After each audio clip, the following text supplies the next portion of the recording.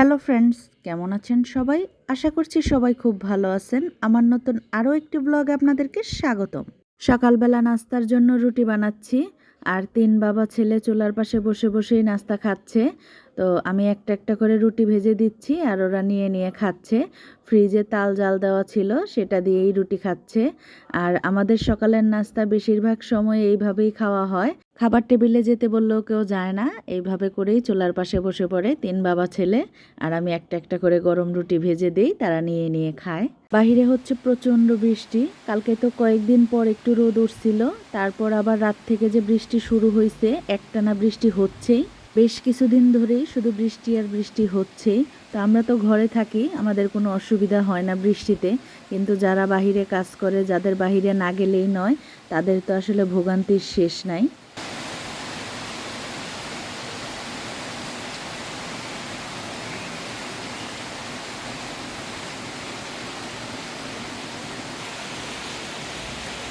আজকেও ছেলের পরীক্ষা আছে, এখন রেডি হয়ে যাচ্ছে স্কুলে। আর আজকে ছোট ছেলেকে স্কুলে পাঠাই নাই, সকালবেলা আরও জোরে বৃষ্টি হচ্ছিল, তো এই বৃষ্টিতে আর ওকে স্কুলে দেই নাই। কিন্তু বড় ছেলের তো পরীক্ষা, ওর তো যেতেই হবে। 2 বন্ধু যাচ্ছে বৃষ্টি দিয়ে পরীক্ষা দিতে, তো ওর এই বন্ধুর বাসাও আমাদের বাসার সাথেই। তো 2 বন্ধু সব সময় একসাথে স্কুলে যায়, একসাথেই আসে। এত বৃষ্টিতে আজকে খিচুড়ি রান্না করি। এখানে নিয়ে নিছি ভাতের চাল, আর এখন দিয়ে দিতেছি মসুর ডাল। তো আজকে ভাতের চাল আর মসুর ডাল দিয়ে খিচুড়ি রান্না করব।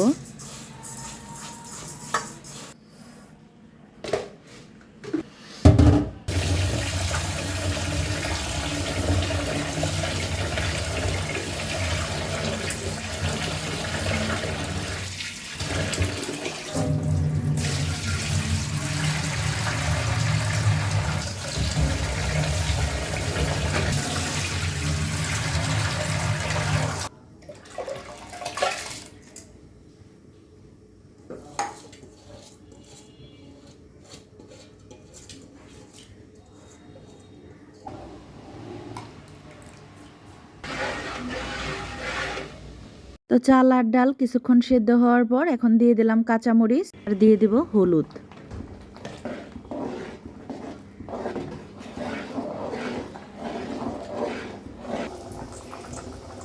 চাল আর ডাল পুরোপুরি সিদ্ধ হয়ে গেছে। এখন খিচুড়িতে সোমবার দিয়ে দেব শুকনা মরিচ, কালো জিরা আর পেঁয়াজ।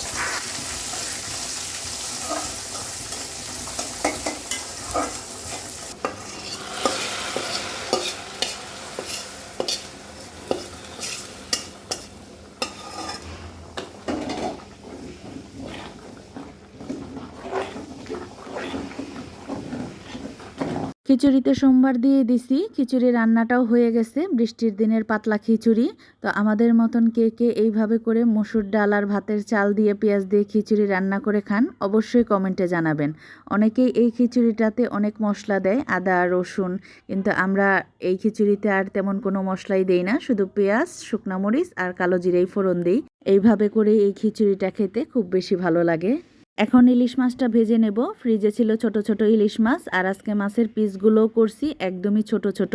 এই ছোট ইলিশ মাছ আনলে আমি বেশিরভাগ সময়ই 2টা পিস করি, শুধু মাথা আর লেজা। কিন্তু আমার বড় ছেলে আজকে বলছে এই মাছে ছোট ছোট করে পিস করতে, কারণ ইলিশ মাছে তো এমনিতেই প্রচুর কাটা, তার মধ্যে আবার ছোট মাছ। তো এইভাবে করে পিস করলে নাকি মাছের কাটাগুলোও ছোট হয়ে যাবে আর গলায় লাগবে না, তার খেতে সুবিধা হবে। তাই ছেলের কথা অনুযায়ী আজকে মাছের পিস করলাম।